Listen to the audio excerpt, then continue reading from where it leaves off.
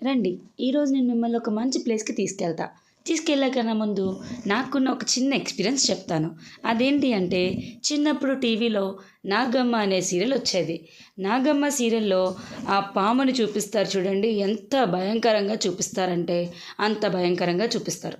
నాకది చూడంగానే TV off చేసి పరిగెట్టేసేదాన్ననమాట. అంత భయం.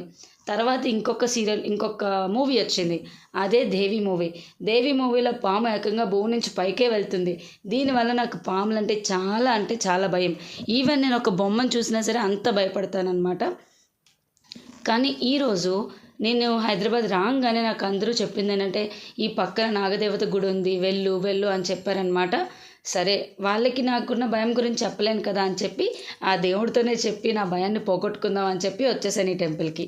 ఈ టెంపుల్ పేరే నాగదేవత టెంపుల్. సో, ఈ టెంపుల్‌లోకి ఎంటర్ అవ్వేప్పుడు నాకు అనిపించింది, బాబోయ్! ఇక్కడ విగ్రహం ఎలా ఉంటుందో ఏంటో అని చాలా భయపడ్డాను. బట్ వెళ్ళి చూసిన తర్వాత ఓకే.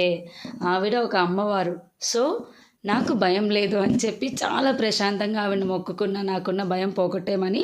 సో, అండ్ ఈ టెంపుల్‌లో మొత్తం అంతా కూడా సుబ్రహ్మణ్యేశ్వర స్వామి విగ్రహాలతో నింపేశారనమాట. అది కూడా ఎప్పుడు డైలీ చూస్తూ ఉన్నాను కాబట్టి నాకు ఆ భయం పోయింది. అండ్ అలాగే టెంపుల్ అంతా కూడా పాములతో చెక్కారు. చాలా అంటే చాలా అనిపించింది.